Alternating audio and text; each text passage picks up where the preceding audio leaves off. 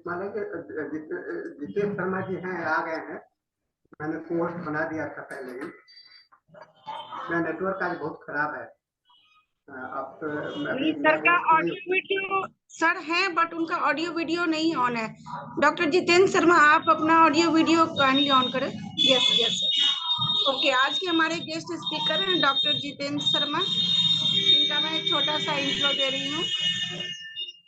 Doctor Jitendra Sharma ने medical में homeopathy में BHMS और MD सफलतापूर्वक किया है और होम्योपैथी के अपने ज्ञान से लोगों को ठीक करने की अपनी यात्रा शुरू की। उन्होंने होम्योपैथी के साथ व्यापक प्रशिक्षण लिया है, जैसे ग्रीस के शास्त्रीय होम्योपैथी के प्रोफेसर जॉर्ज विथुल्कस इंटरनेशनल अकादमी में भी अध्ययन किया है। उन्हें दुनिया भर के 30 से अधिक प्रतिष्ठित शिक्षकों के तहत प्रशिक्षित किया गया है। उन्होंने अंतर्राष्ट्रीय सम्मेलनों में विभिन्न पत्र प्रस्तुत किए हैं। LHMI आयुष दुबई के तहत वह अपने होम्योपैथिक अस्पताल में कई नैदानिक कार्यशालाएं और युवा होम्योपैथी को प्रशिक्षण दे रहे हैं। वह होम्योपैथी अस्पताल चलाते हैं, जो ओडिशा राज्य के पहले निजी होम्योपैथिक अस्पताल में 30 बिस्तरों वाले IPD और OPD सुविधाओं के साथ स्थित है।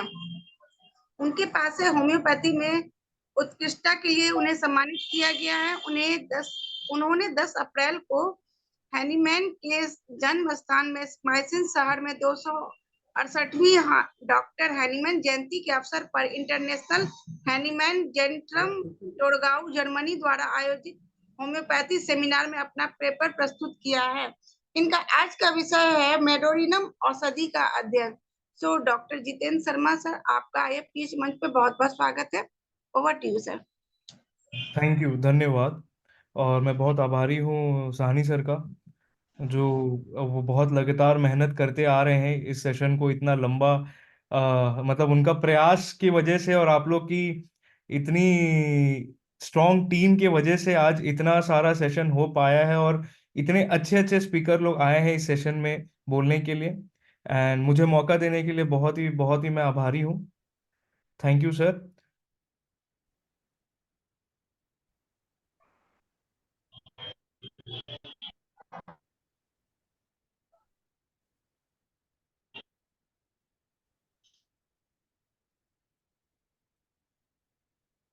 PPT विजिबल है अभी? Yes yes sir. ओके, तो आज का विषय जो है मेडोराइनम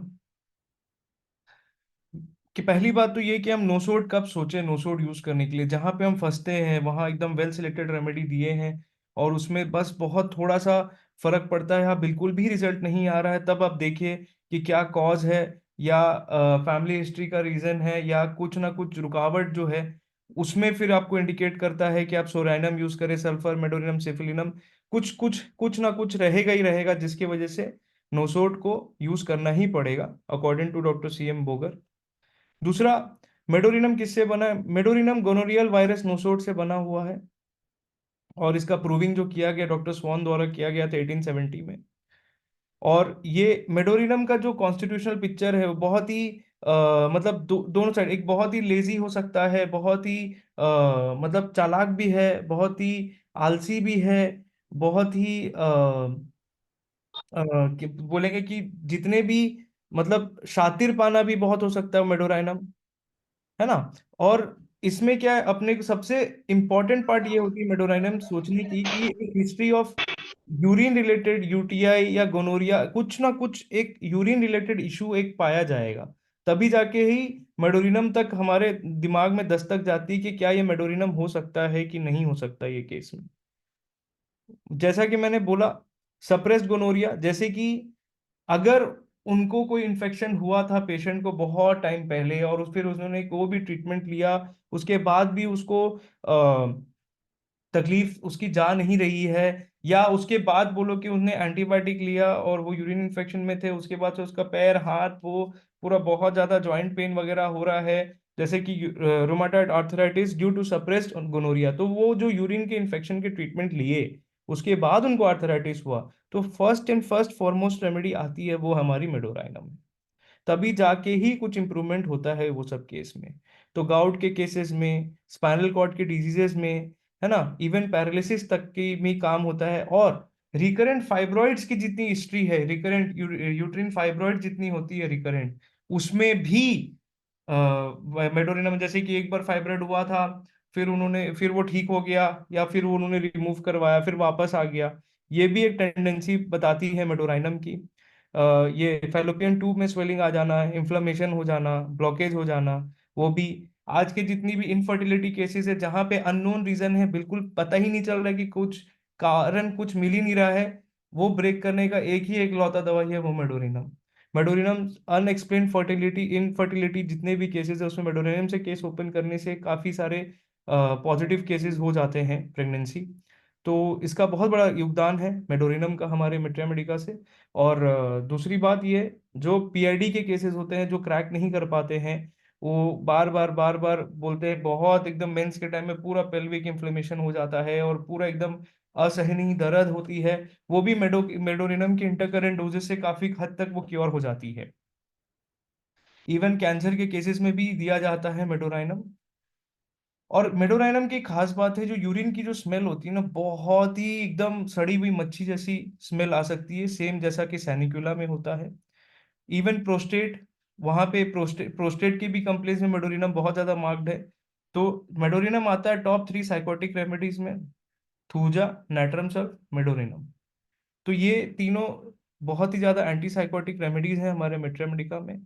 तो ये क्या होता है, जैसे कि जो फीमेल जितनी भी हैं वहां पे उनको रिकरेंट इन्फेक्शन हो जाता है, रिकरेंट इन्फेक्शन हो रहा है, रिकरेंट सिस्ट बन रहा है। और वहां पे जैसे कि बोरिक ने लिखा है, for women with chronic pelvic disorders, जहां पे उनकी और पुरानी हिस्ट्री है, कुछ ना कुछ पेल्विक के अंदर, यूट्रस में, ब्लैडर में कुछ ना कुछ लगा ही है, वो केसेस में सिर्फ और सिर्फ मेडोराइनम ही क्लियर करता है। मेंसेस के दौरान बहुत ही ज्यादा हेडेक होना, हेवीनेस इन ब्रेस्ट होना, है ना, उसमें काफी ज्यादा, इवन एंडोमेट्रोसिस के केसेस में भी मेडोरिनम बहुत ज्यादा इंपॉर्टेंट है। और ओवरियन पेन, जो ओवरियन न्यूरैल्जिया बोलते हैं हम लोग, ओवरीज में पेन होना, बहुत सीवियर होना, जहाँ पे कोलोसिन भी काम नहीं करे, वहां पे मेडोरिनम बहुत ज्यादा काम करता है, क्योंकि मेडोरिनम भी पेट के बल सो जाता है जैसा कोलोसिन जैसा, जब एक्सक्रूशिएटिंग पेन होता है डिस्मेनोरिया में। तो मेडोरिनम भी एक दवाई है। अब कंपेयर करें कि सोराइनम और मेडोरिनम लगभग सेम है, लेकिन जो chronic affection of spinal sympathetic nervous system में है, वो सोराइनम बहुत ही ज्यादा डीप एक्शन स्किन और म्यूकस मेम्ब्रेन में है। जितना मेडोरिनम का स्पाइनल में है, उतना सोरेनम का स्किन और म्यूकस मेम्ब्रेन में है। ये डिफरेंस है। सेक्सुअलिटी का बात करें तो मेडोरिनम बहुत ही ज्यादा सेक्सुअल पर्सन है। उनका क्या मतलब इतना ज्यादा सेक्सुअल डिजायर रहता है मेडोरिनम के, कि वो होमोसेक्सुअलिटी में भी चला जा सकता है। और इतना सेक्सुअल एक्सेस ड्राइव होती है कि हो सकता है वो इसके कारण इंपोर्टेंट भी हो सकता है।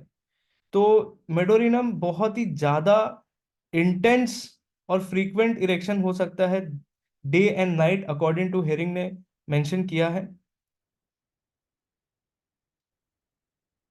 इससे एक केस याद आया, ये सेक्सुअल केसेस हिस्ट्री में, जैसे कि बहुत ज्यादा सेक्सुअल एक्सेस का हिस्ट्री है, उसमें आप पल्साटिला दे दिए हो, नाइट्रोम्यूर दे दिए हो, उसके बाद भी काम नहीं कर रहा हो, और फिर देखेंगे कि केस में क्रैक नहीं कर रहा है, तो मेडोरिनम काफी ज्यादा हेल्पफुल होता है। अब जैसे कि बताया मैंने, सप्रेस गोनोरिया का हिस्ट्री हो या इनहेरिटेंस ही हो, जैसे कि उनके फैमिली में बहुत ज्यादा, मम्मी को भी यूटीआई होता है, सबको यूटीआई बहुत कॉमन है उनके फैमिली में, है ना। और एक सबसे इंपॉर्टेंट बात मेडोरिनम में होता है, family history of hypertension. Family history of अगर हाइपरटेंशन बहुत आता जा रहा है जेनेटिकली, तो प्लीज प्लीज, आप चाहे डायबिटीज के केसेस देख रहे हो, चाहे कुछ भी देख रहे हो, मेडोरिनम ही एक रेस्क्यू है जो हेल्प करता है। जहां पे आप फंस रहे हैं, family history of hypertension, family history of hypertension बहुत स्ट्रांग चलता आ रहा है, वो मेडोरिनम ही तोड़ेगा उस टेंडेंसी को। तो medorrhinum sciatica, left sided sciatica में काफी ज्यादा है, आर्थराइटिस में, रोमाटिज्म, तो जितने भी सप्रेशन की वजह से साइटिका, आर्थराइटिस, रोमाटिज्म, ऑस्टियोआर्थराइटिस, पैरों का सूजन आ जाना, क्रैम्स आना, एंकल में स्टिफनेस हो जाना है ना, और हील में बहुत ज्यादा टेंडरनेस हो जाना, छूने से भी बहुत ज्यादा दर्द देना और चल नहीं पाना हील के एरिया में, उसमें काफी ज्यादा मेडोरिनम कारगर है। मोडालिटीज देखेंगे मेडोरिनम का है कि सुबह से सूरज उगता है और सूरज ढलने तक वो उसका दर्द बरकरार रहता है। सिफलिनम जैसा नहीं है, रात को वो कंप्लेन करता है, अर्ली मॉर्निंग 5 से 6 में बहुत ज्यादा उसको पेन हो सकता है, उस समय ही बहुत ही ज्यादा कंप्लेन कर सकता है कि मेरे पैरों की जलन बहुत ज्यादा है।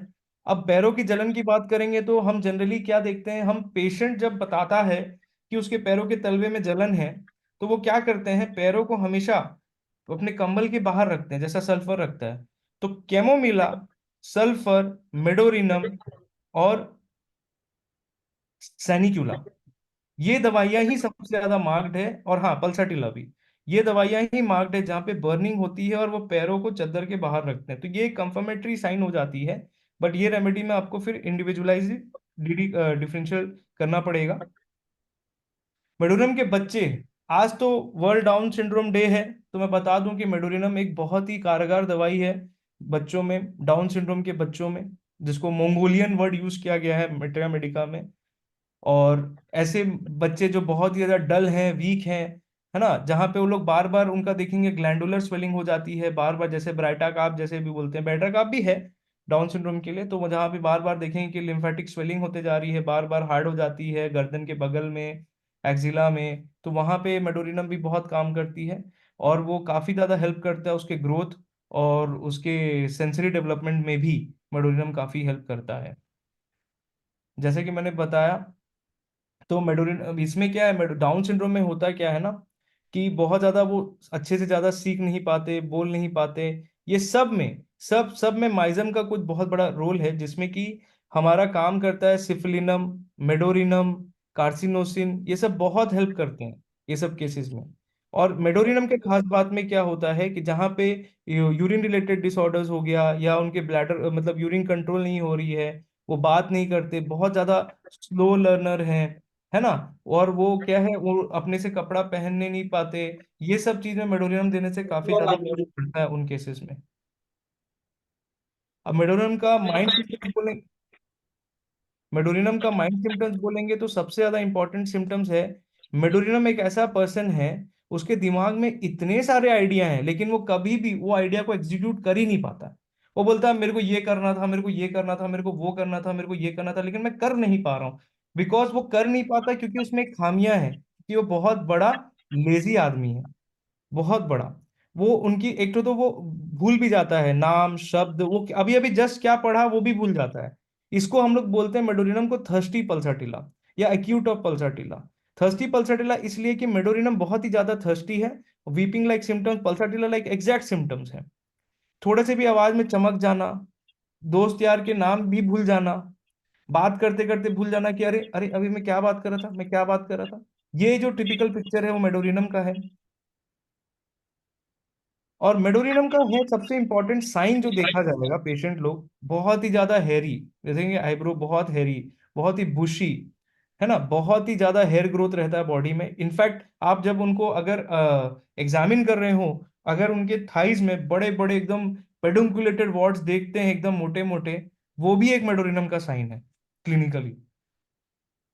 मेडोरिनम जितने भी जैसे बोरिक ने लिखा है, नेजल वजाइनल और urethral discharge often restores gonorrhoea discharge, ये यही एक सबसे बड़ा सिम्टम है इसका। और plus over growth of tissues, जो साइकोटिक ग्रोथ है, क्योंकि साइकोटिकली कहीं पे भी कुछ भी होता है उसमें थूजा, मेडोरिनम, नाइट्रम सल्फ हम सोचते हैं, जैसे कि मोल्स हो गया, वॉर्ड्स हो गया, पॉलिप्स हो गया, ये सब।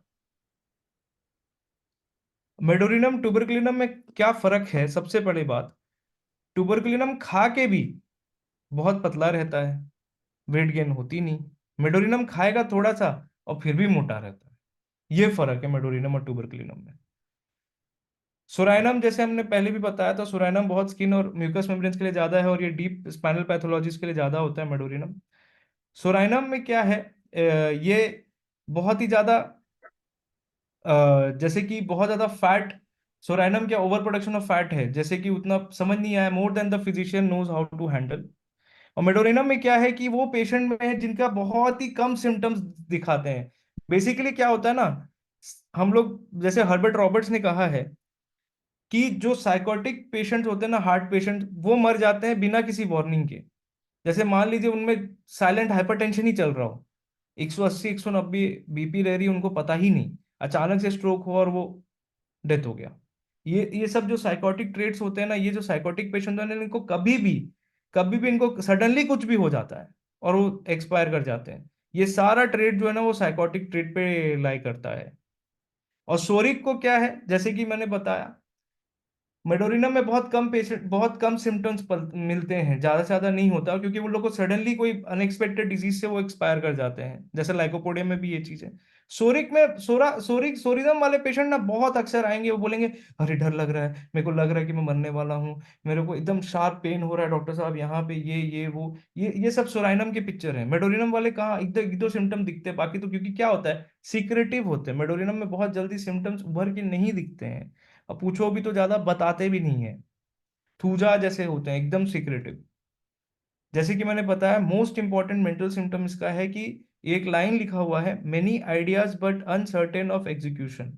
उसको आइडियाज बहुत है बट वो एग्जीक्यूट नहीं कर पाता है, बहुत ही ज्यादा हड़बड़ी में रहता है, वेरी वेरी हरिड, कुछ भी कर लो बहुत ही ज्यादा हरी होता है, उसके बाद वो थक जाता है। और रेस्टलेस बहुत होता है, एकदम इधर उधर एक जगह स्थिर नहीं बैठता बिल्कुल भी। और इंटरेस्टिंगली वो एक काम स्टार्ट करता है, फिर अचानक से वो दूसरा काम स्टार्ट करने लग जाता है, तो एक काम खत्म भी नहीं हुआ और दूसरा काम चालू हो गया। जैसे अर्जेंट नाइट्रिकम में जैसा है कि एक समय फिक्स कर दे उसके बाद उसकी एंजाइटी चालू है, सेम मेडोरिनम में भी ऐसा है। लेकिन मेडोरिनम को बोलते हैं हम लोग मिस्टर प्रोकैस्टिनेटर। मतलब आज क्यों करूं, कल तो कर सकता हूं ना, बिजली का बिल भरना, अरे ठीक है देखेंगे कब भरेंगे। ये एक बहुत ही बड़ा कंफर्मेटरी साइन है मेडोरिनम का। तो एच सी एलन ने लिखे हैं, hating to do anything that must be done, even nice things.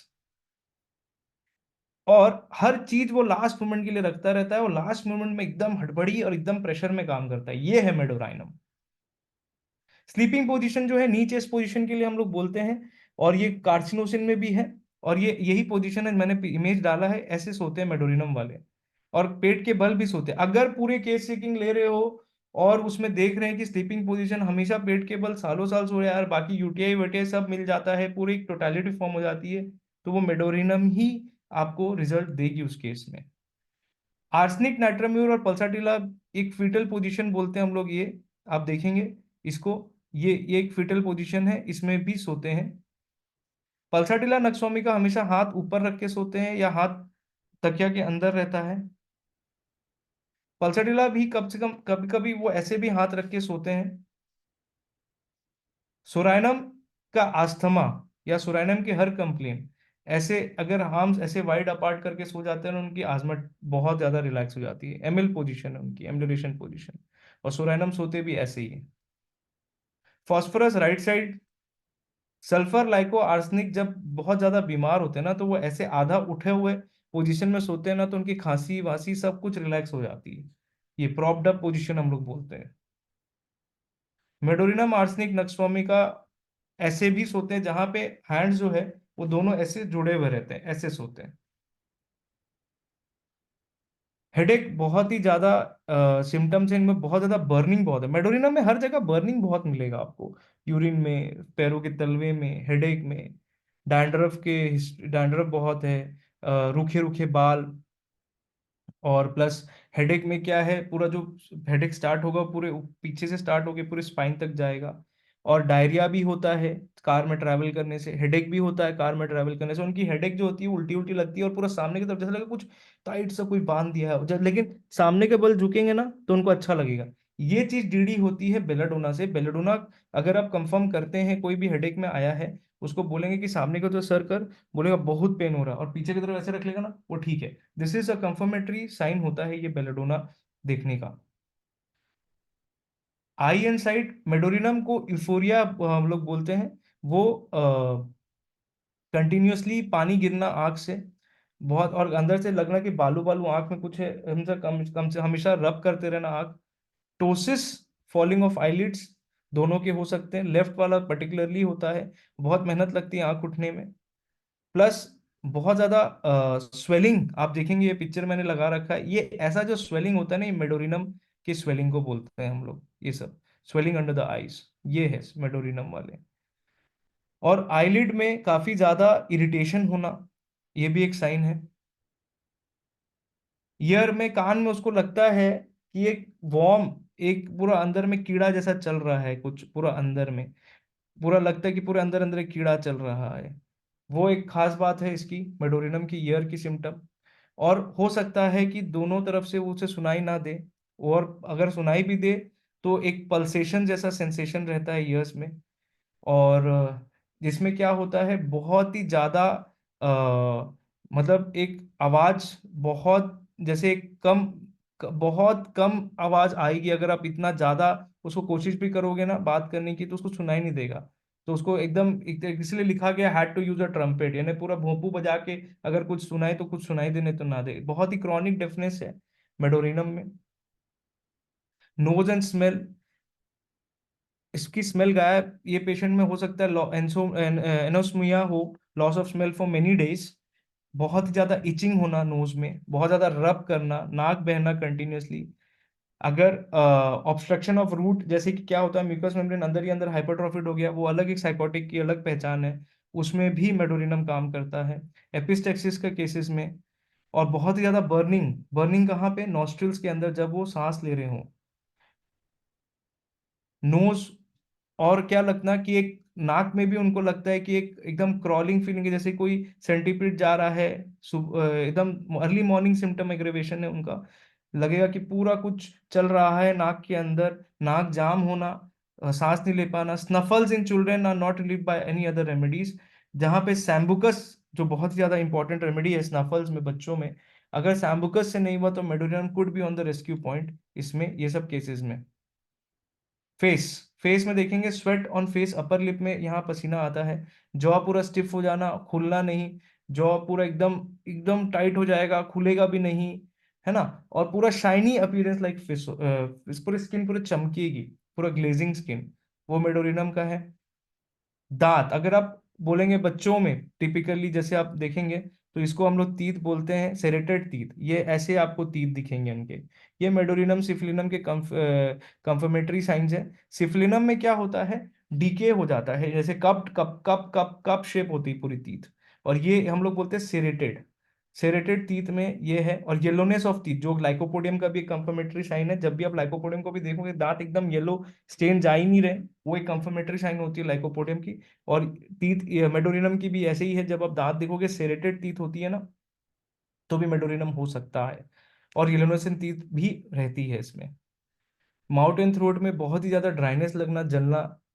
और जब बहुत ज्यादा कफ वफ होता है तो बहुत ज्यादा ग्रीनिश येलो डिस्चार्ज काफी ज्यादा होता है।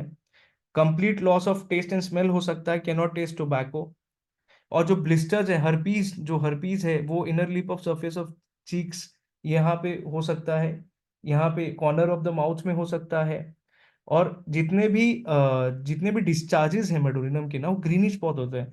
इनफैक्ट लिकोरिया भी ग्रीनिश हो सकती है, मेंसेस भी ग्रीन हो सकते हैं। एपेटाइट एंड डिजायर का अगर देखेंगे, तो मेडोरिनम सबसे ज्यादा क्रेव, आईसी कोल्ड ड्रिंक्स का बहुत ज्यादा क्रेविंग है मेडोरिनम का, बहुत ही ज्यादा आईसी कोल्ड कोल्ड ड्रिंक्स। और लिकर पीने का, अल्कोहल लेने का बहुत ही ज्यादा। कच्चे फल जितने होते हैं, अनराइप फ्रूट जैसे अमरूद, गुआवा तो बहुत ही फेवरेट है मेडोरिनम के। ऑरेंजेस बहुत फेवरेट हैं। और उनको ना एक कॉम्बिनेशन बहुत पसंद है, मीठा और नमकीन का एक चटपटा कॉम्बिनेशन, जो कि पानी पूरी में मिलता है वो। और हम इतना प्यास लगता है ना उन लोगों को, उनको लगता है कि गला सूख रहा है, और वो ड्रीम से भी उनको लगता है कि वो पानी ही पी रहे हैं, सपनों में भी यही लगता है। प्लस भूख बहुत ज्यादा ज्यादा लगता है, खाने के बाद भी भूख बहुत लगता है उनको। और खासकर उनमें इतना क्रेविंग है पानी पीने का, वो चीज आपको ध्यान रखनी पड़ेगी, क्योंकि वो एक कंफर्मेटरी साइन है, thirst for cold drinks of medorrhinum. और हाँ, आम, आम भी बहुत फेवरेट है मेडोरिनम के। एब्डोमेन में बहुत ही ज्यादा उनको फीलिंग होना कि कोई गांठ जैसी है दाहिने की तरफ। एसाइटिस के कंप्लेन्स आना लीवर के साथ, बहुत ही ज्यादा पैल्पिटेशन होना उसके साथ।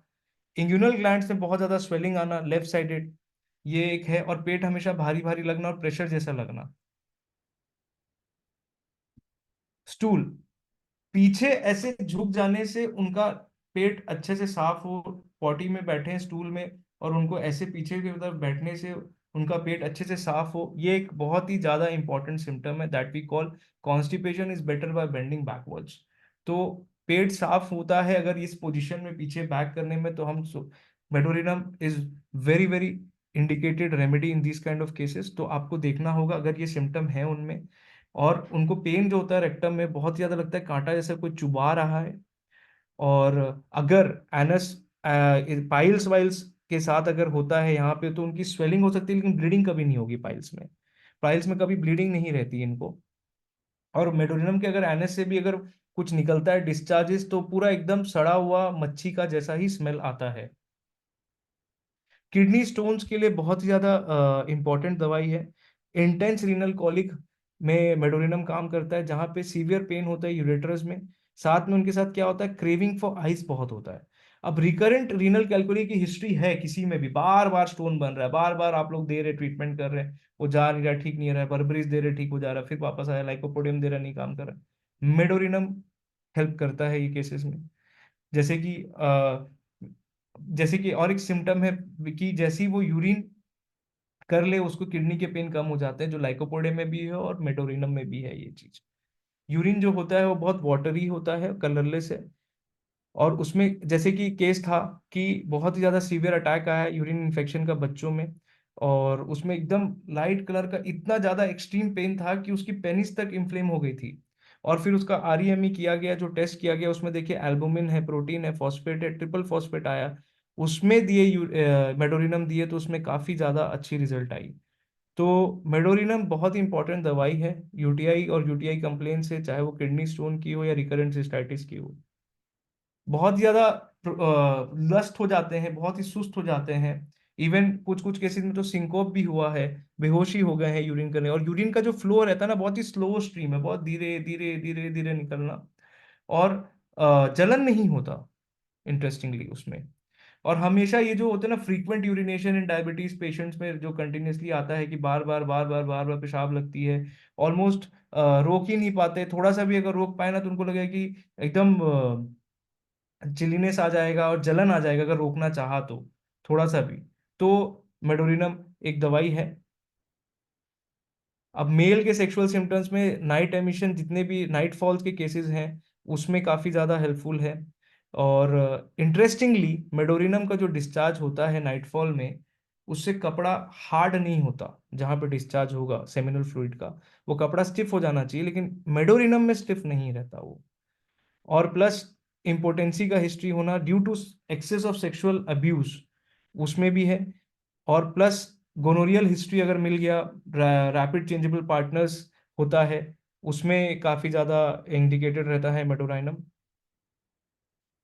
बहुत ही ज्यादा डिस्चार्ज, येलोइश डिस्चार्ज होना यूरेथ्रा से, सुबह को सबसे ज्यादा देखना डिस्चार्ज, बहुत ज्यादा जलन होना, और बहुत ज्यादा यूरिन वो रोक नहीं पाना, अगर वो रोक रहे यूरिन तो बहुत ज्यादा जलन होना चालू हो जाएगा। तो मेडोरिनम बहुत ही ज्यादा हेल्पफुल है उस केसेस में। फीमेल में जैसे मैंने बताया, इंटरेस्टिंगली मेडोरिनम में ना आइसी कोल्ड निपल्स हो जाता है। अगर उसका सबसे ज्यादा कंफर्मेटरी मार्क होता है आइसी कोल्ड निपल्स मेडोरिनम का, पूरी बॉडी गर्म है लेकिन निप्पल पूरा बर्फ जैसा ठंडा हो जाता है, और स्पेशली ये एग्रेवेशन होता है मेंस के टाइम में। ये बहुत इंटरेस्टिंग सिम्टम्स है मेडोरिनम के। मेंसेस प्रोफ्यूज बहुत ज्यादा डार्क होते हैं, क्लॉटेड होते हैं, और उनकी स्टेन्स बहुत जल्दी साफ नहीं होती। और जो क्लाइमेट्रिक फेज में है 45 के बाद में, वहां पे देखिए कंटिन्यूस फ्लो ऑफ ब्लड जा रहा है, फिर देखेंगे मेनोपॉज में ब्लीडिंग हो रहा है, फिर फाइब्रॉइड निकल जाता है केसेस में, तो उसमें भी मेडोरिनम काम होता है। साइकोटिक स्टेरिलिटी केसेस में ब्लॉकेज ऑफ फेलोपियन ट्यूब में भी इंडिकेटेड है।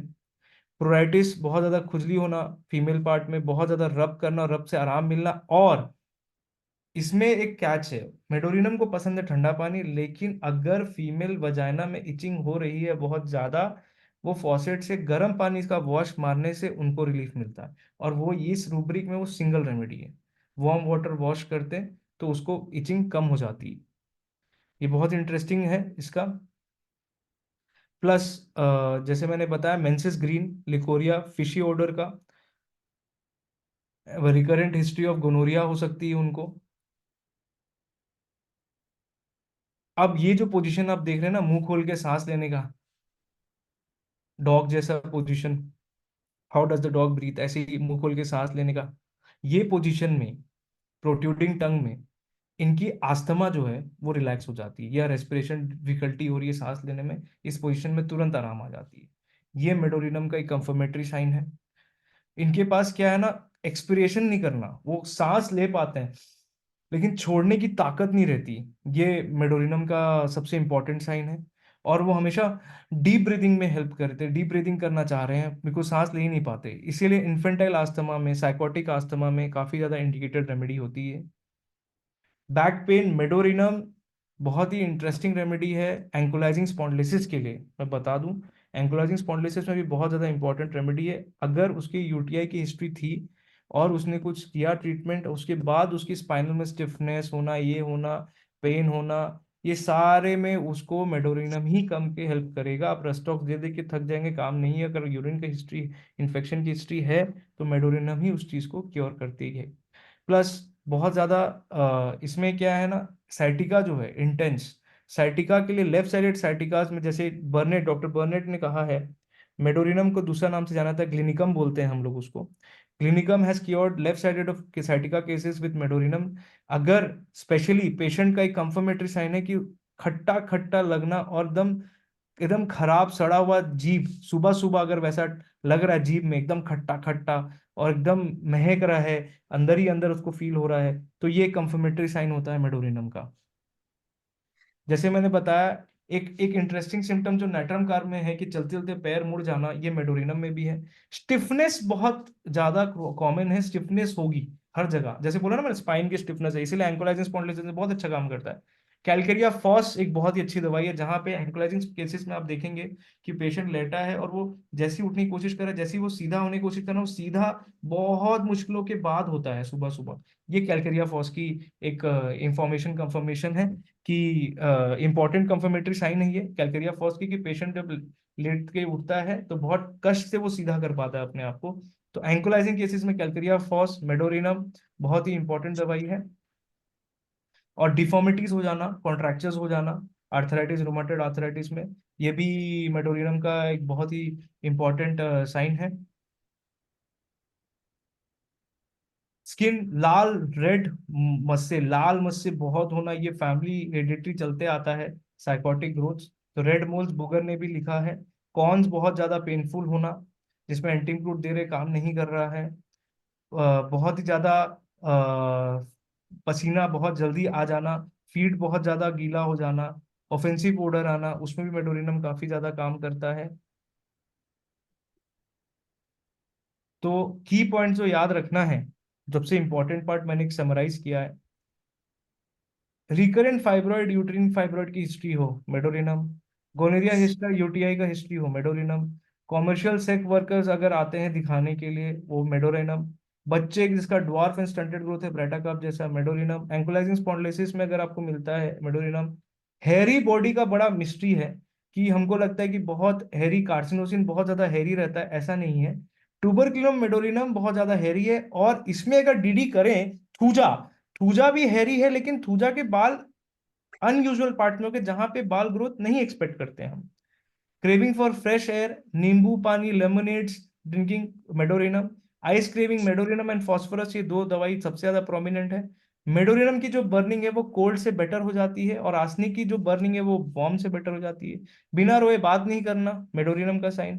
बर्निंग एंड सोल, जैसे मैंने पहले बताया, पर्ल्स, मेडो, कैमोमिला, सेनिकुला।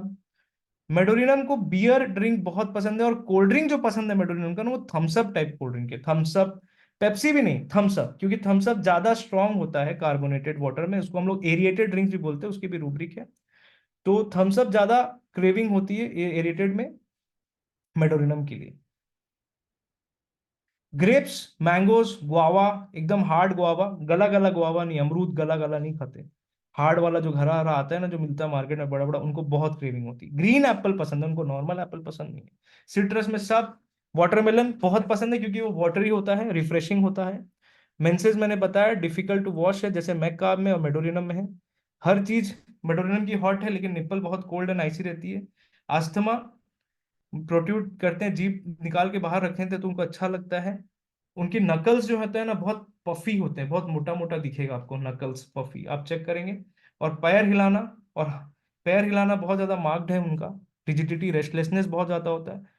और इंटरेस्टिंगली जो मेडोरिनम और कार्सिनोसिन में डीडी आता है, मेडोरिनम वाले को समुंदर बहुत पसंद है और कार्सिनोसिन को हिली एरिया, नेचर लवर है। तो ये डीडी होता है, और मेडोरिनम के सारे कंप्लेंट्स समुद्र में बहुत अच्छे से एमएल हो जाते हैं, वहां जाते ही उनको रिलैक्स हो जाता है। और ये नाइट्रामिर वाले क्या होते हैं, समुद्र देख के एग्रेवेट हो जाते हैं, उनकी पुरानी बातें सब याद याद ज्यादा आने लग जाती है, तो वो और ज्यादा सल्क कर जाते हैं, ये डिफरेंस है। Thank you so much. आशा करता हूँ कि मैं थोड़ा सा भी, जितना भी था इंफॉर्मेशन मेडोरिनम का, मैं आपको समझा पाया कि मेडोरिनम कब और क्या प्रोमिनेंट सिम्टम्स है जिसमें आप यूज कर सकते हैं। मैं एक बार फिर साहनी सर का धन्यवाद देना चाहूंगा, और सबका, पूरे टीम का, आईएफपीएच का, जो ये सेमिनार बच्चों के लिए, यंग होम्योपैथ्स के लिए, जो होम्योपैथ जो डेली कुछ अच्छा सीखना चाहते हैं, उनके लिए आगे बढ़ के इतना अच्छा इनिशिएटिव रखने के लिए, सबके लिए, और मुझे बुलाने का मौका देने के लिए धन्यवाद। Thank you. Thank you very much. आपने बहुत ही खूबसूरती से मेडोरिनम को बताया। आपसे एक रिक्वेस्ट है, आप सानी सर को होस्ट बना दें, क्योंकि जी अभी आप होस्ट हैं, और अपना पीपीटी भी हटा लें। जितेश जी, जितेश जी, हाँ सर। आपका बस आपको होस्ट, मेरा डिस्कनेक्ट हो गया था, तो आपको होस्ट बना दिया गया है, तो आप कृपया उसको सर कर दिए हैं। हाँ हाँ, अब आप सर, अब आप हैं को होस्ट हैं।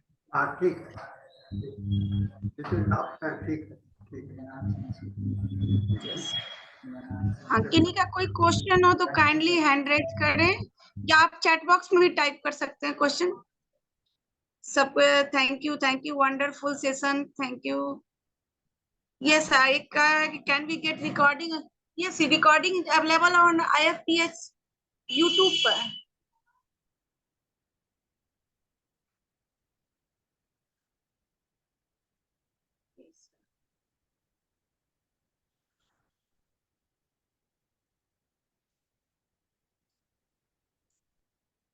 किन्हीं का कोई क्वेश्चन हो तो kindly hand, yes yes, question आ गए, क्वेश्चन आ रहे हैं सर।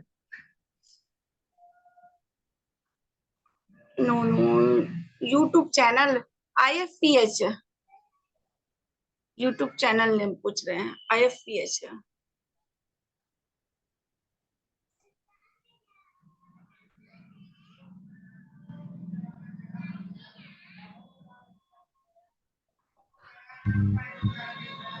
जितेश जी बहुत जल्दी खत्म करती है।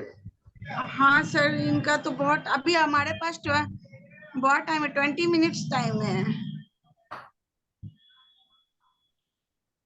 किसी को कोई और कुछ क्वेश्चन ऐड करना है? अगर क्वेश्चन नहीं तो कोई अपना फीडबैक दीजिए।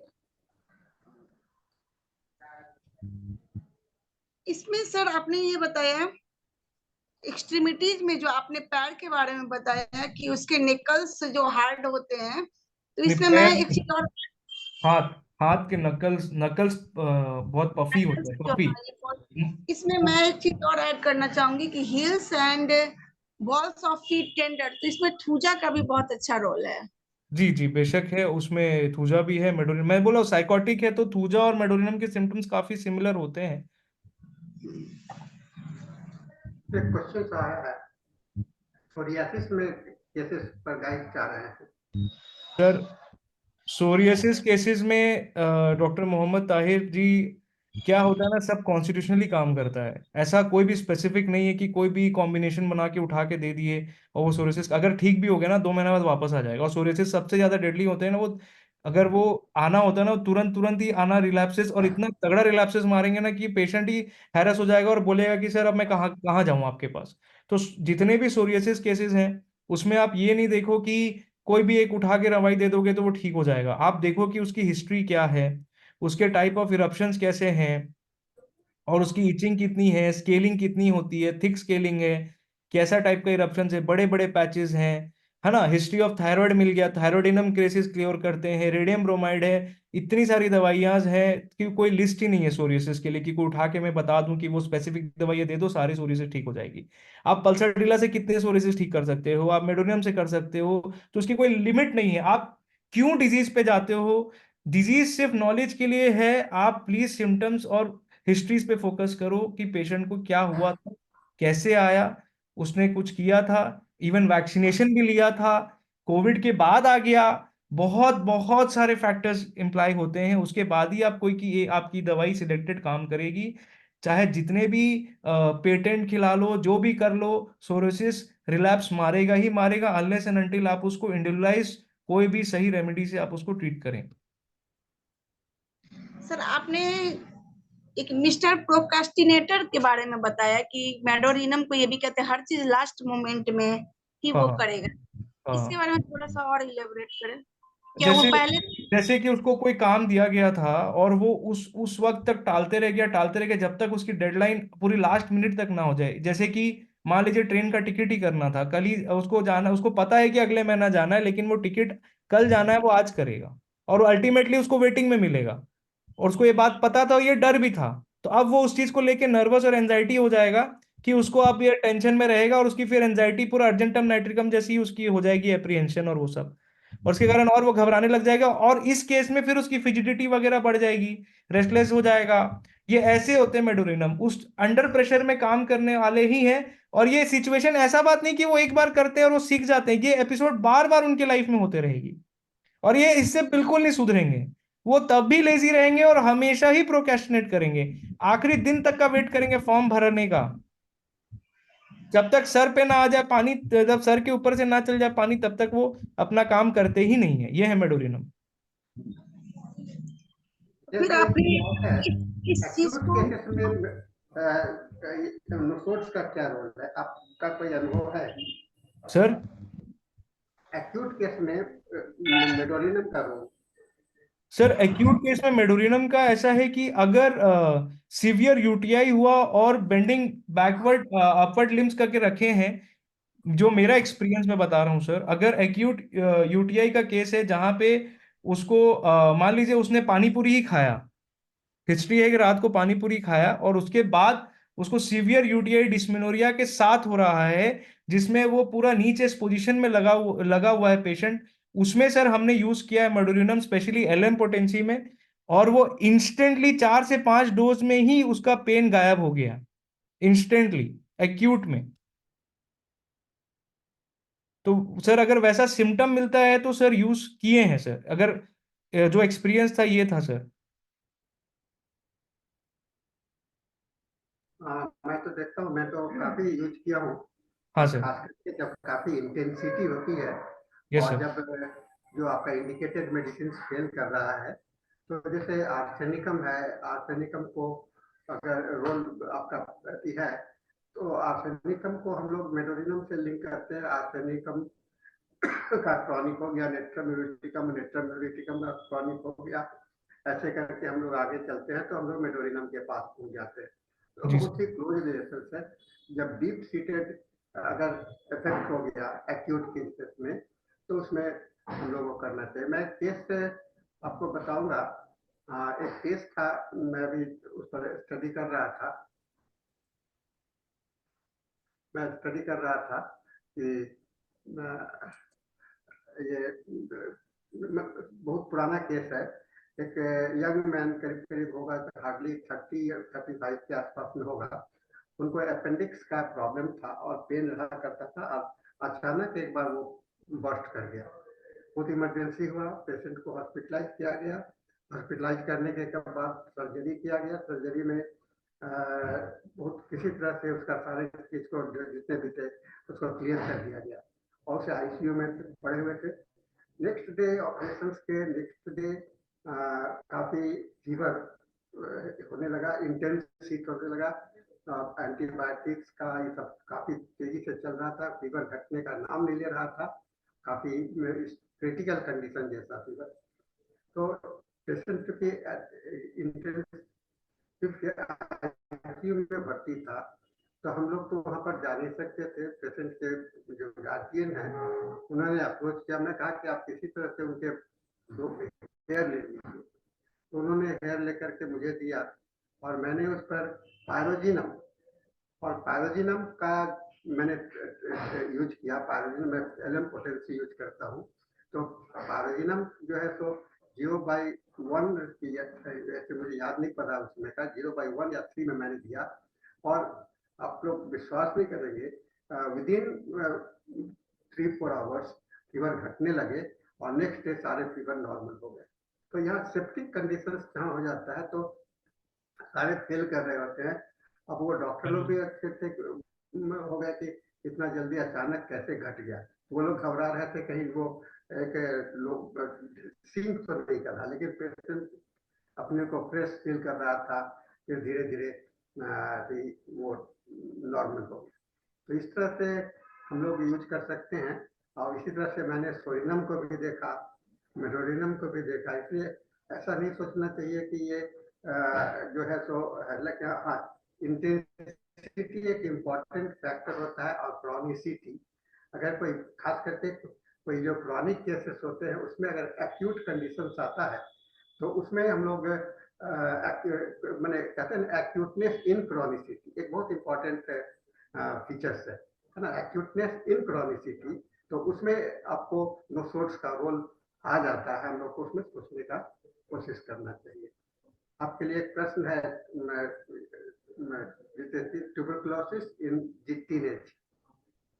ट्यूबरक्लोसिस केसेस इन टीनेज, तो ऐसी डायरेक्ट ट्यूबरक्लोसिस देख के नहीं देंगे आप। उसमें भी वही बात हो गया कि अगर उसको हेमोप्टिसिस है, काफ़ी ज़्यादा वॉमिटिंग है, तो अक्लीफा इंडिका आता है। तो बहुत अलग अलग रेमेडीज है, एपिकाक भी है।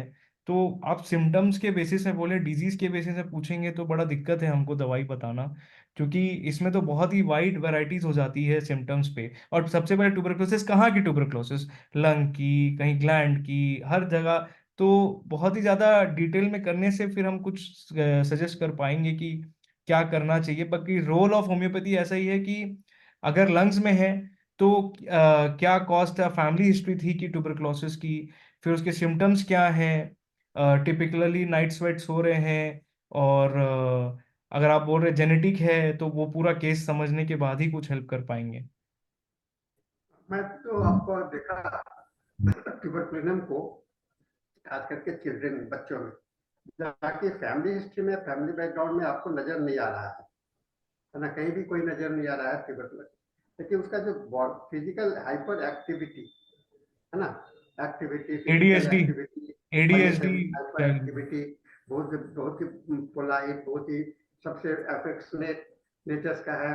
तो वहां पर हम लोगों ने देखा कि ट्यूबरकुलिनम बहुत अच्छा वर्क करता है। ट्यूबरकुलर का जो पेशेंट होता है वो थोड़ा सा काफी क्या कहते हैं कि जिसको कॉस्मोपॉलिटन नेचर का है, यस यस। काफी वोकल होता है और जल्दी से एक दूसरे से मिल जाते हैं। तो सर, ऐसे में इससे भी पेशेंट इससे को एक ऑब्जर्व बात याद करके हम आया। लोग। डॉक्टर फ्रैंकोइस कार्टियर ने कहा है, ट्यूबरकुलर जहां पे हिस्ट्री ऑफ ट्यूबरक्लोसिस ना हो और रिकरेंट कोल्ड एंड कफ हो, इन्फ्लुएंजा हो बच्चों में पर्टिकुलरली, तो ट्यूबरकुलम एवियारे दो as a intercurrent, not tuberculinum bovinum Kent, जहां पे नहीं, ट्यूबरक्लोसिस। देखिए, हाँ। इंटरकरेंट के ऊपर भी मेरा थोड़ा सा मतभेद है। इंटरकरेंट यूज करना का मतलब क्या हो गया, इसको सोचना पड़ेगा। इंटरकरेंट हुआ कि जो आपका नॉर्मल मेडिसिन जो यूज टोटलिटी है उस पर चल रहा है, उसको आप हटा करके आप दूसरे मेडिसिन से। लेकिन वाई वाई सवाल उठता है क्यों? इसलिए नहीं कि वहां पर एक आपका एक कॉन्सेप्ट पर नहीं दिया जा सकता है। वहां पर ये देखना पड़ेगा। हम लोग कहते हैं कि अगर कोई भी नोसोट्स को या ट्यूबरकुलिनम किसी भी दवाई को चुनना हो तो एटलीस्ट नोसोट्स के केस में एटलीस्ट कुछ ना कुछ तो सिम्टम्स प्रेजेंट होने चाहिए। करेक्ट। हम जब रिपोर्टरी में यूज करते हैं तो एटलीस्ट मैं कोशिश करता हूँ कि 3 से 4-5 लक्षण अगर आ गए तो मैं वहां पर इंटरकरेंट की बात सोच सकता हूँ। इसलिए एक हमेशा हमें ध्यान में रखना चाहिए कि intercurrent use should not be use blindly, है ना, सिर्फ यही कह ऑलवेज के। Should be on symptom basis. हाँ, ये यस, हनीमैन दैट्स में, व्हाट। क्योंकि हनीमैन का जो कॉन्सेप्ट है totality of symptoms, yes. Because patient is never represented by a single fact, है ना, एक फैक्ट नहीं, मल्टीफैक्टरियल ओरिजिन होने के कारण there must be some 3-4 points to supportive symptoms. Consider, yes sir, वैसे ही। इसी तरह से यही संदर्भ में मैं एक बात और बताना चाहूंगा। बहुत सारे रिपोर्टरी में रूब्रिक्स हैं जिसके अंदर में सिंगल मेडिसिन है ना, अब लोग उसको देखते हैं कि ये पेशेंट में है, उसको देते हैं। हाँ, ये मैं वहां पर कंफ्यूजन लिखता है हूँ सर, कि ये नहीं होना चाहिए। हाँ, maximum failure, failure, maximum failure हो। Maximum failure. तो वहां पर उसका जो उसको भी फिर मैं कहता हूँ, अगर वह प्रेजेंट है तो उसमें 2-3 बात का गौर करना पड़ेगा। अब जैसे धौले साहब ने कहा कि mutated symptoms, what is mutated symptom? Mutated symptom है जो कि सडन हो जाता है and it is not the part of the symptom. तो इट इज म्यूटेटेड सिम्टम वो नहीं है। देन कहता है कहा गया पासिंग फेज सिम्टम, कुछ समय के लिए आया फिर अचानक उसके धीरे धीरे वो खत्म हो गया। तो ये चीज जो है तो हम लोग को ध्यान में रखना चाहिए कि वो म्यूटेड सिम्टम्स है, पासिंग फेज का सिम्टम है। और मेरी आवाज आ रही है ना? Yes sir. तो वो है, तो इसको हम लोग ध्यान में रखना चाहिए। दूसरी बात कि वहां पर अगर उस अकेले सिम्टम्स के साथ में अगर 4-5 रूब्रिक्स पे आपको अगर कुछ और सपोर्टिव रूब्रिक्स आ जाते हैं तब वह प्रोमिनेंट हो जाता है।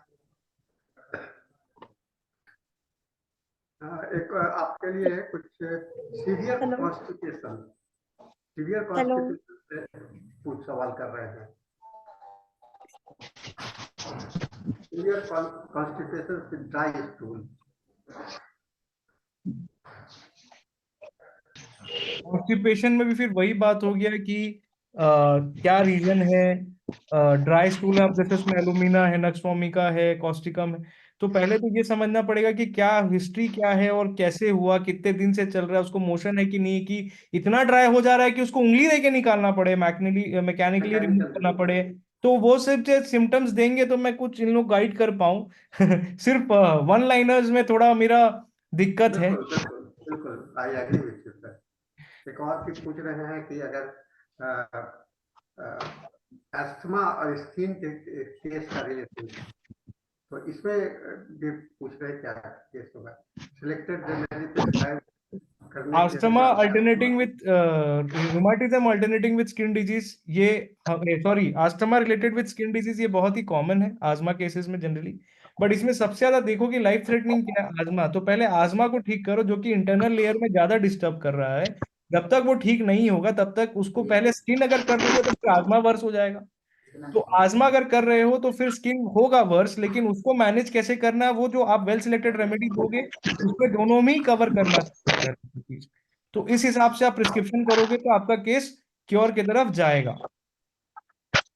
तो आप ये ध्यान दो कि आजमा पहले सेटल करो उसका, आप स्किन पे फोकस होके स्किन पकड़ के नहीं होगा, आप कोशिश करो कि दोनों से दोनों, लेकिन आजमा प्रायोरिटी होना चाहिए। क्योंकि क्या होता है, आजमा का जो एक्यूट एक्सेलरेशन होगा ना तो वो संभाल नहीं पाओगे, अल्टीमेटली पेशेंट आएगा नहीं होम्योपैथी कराने। एक चीज और होता है, बाकी अल्टरनेटिव सिम्टम्स आप देखिएगा वो ज्यादा क्रॉनिसिटी को इंडिकेट करता है। मतलब कि एक जो इधर से उधर जाता है, यहाँ पर अल्टरनेट कर रहा है, इसका मतलब कि वो जो इस बात को इंडिकेट कर रहा है कि आपका ये क्रॉनिसिटी इसमें थोड़ा सा ज्यादा है। ये अल्टरनेटिव सिम्टम्स हो गया, जो सिम्टम्स परसिस्टिंग नेचर के होते हैं, ये ज्यादा है, ये होता है।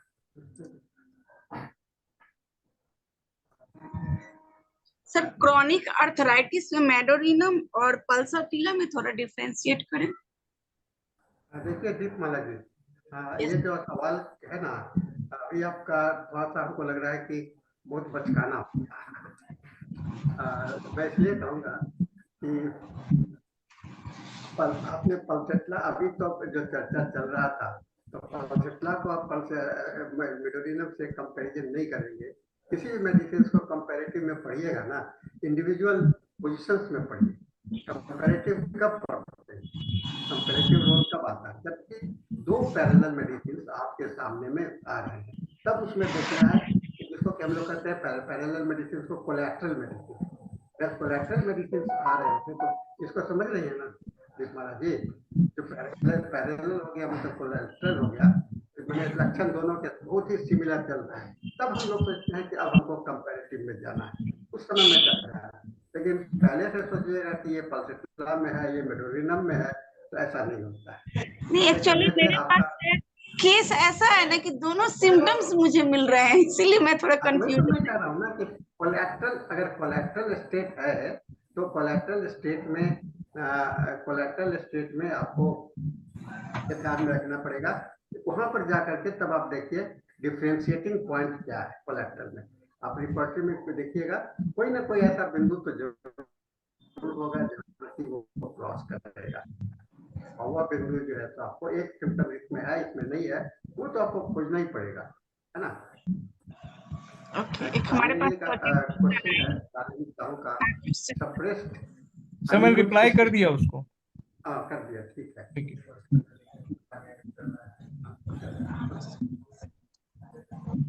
डॉक्टर साहब आ जाए।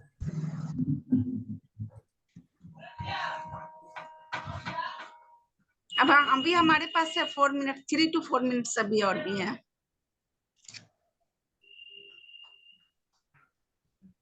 किन्हीं और एक किन्हीं ने क्वेश्चन किया है कि स्किन पे भी एक टॉपिक किया, तो मैंने उसका भी रिप्लाई कर ही दिया। आप अगर एवरीडे ज्वाइन कीजिए, कुछ ना कुछ नया जरूर सीखने को मिलेगा, कुछ तो चाहिए ही। और कोई क्वेश्चन है?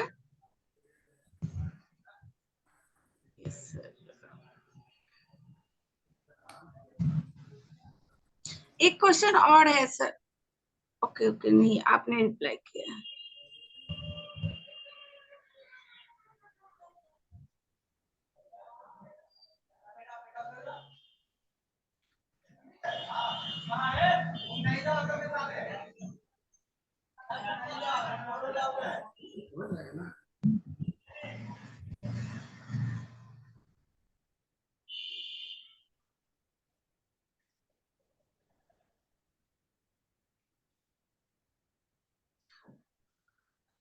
सर और मैं भी एक चीज बोलना चाहूंगी कि सर ने डिफरेंशिएट किया था ट्यूबरक्यूलिनम और मेडोरिनम के कॉन्स्टिट्यूशन पे। खाएगा ज्यादा बट वो दुबला पतला दिखेगा, थीन दिखेगा ट्यूबरक्यूलिनम, और मेडोरिनम में कि खाएगा थोड़ा बट वो फैटी दिखेगा। ये भी गलत है, ऐसा नहीं है। फेयर फैट पर मोटा पतला पर मत जाइए, फिजिकल कॉन्स्टिट्यूशन पर मत जाइए, उसके साथ में आपको मेंटल कॉन्स्टिट्यूशन टोटलिटी पर जाइए, है ना। कॉन्स्टिट्यूशन का मतलब ये नहीं होता है कि शारीरिक बनावट, कॉन्स्टिट्यूशन मतलब होता है कि उसका लाइफ प्रिंसिपल। डॉक्टर भूमिका जी, आप डेली यूज लिंक, इस सेम लिंक जिस लिंक से आपने ज्वाइन किया है उसी लिंक पे आप किसी भी दिन ज्वाइन कर सकते हैं, लिंक चेंज नहीं होता है, आप सेम लिंक से आप ज्वाइन कर सकते हैं।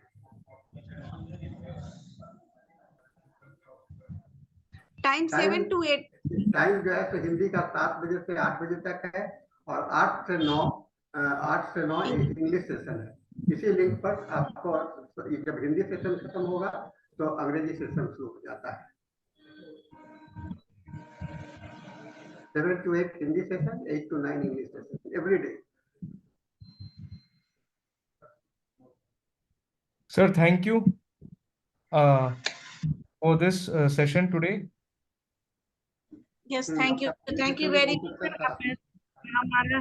हमारा टाइम भी खत्म हो गया। सर ऐसे ही आते रहिए और कुछ नया हम लोगों को जरूर हम लोग के साथ शेयर कीजिए। So thank you once again. Thank you, sir.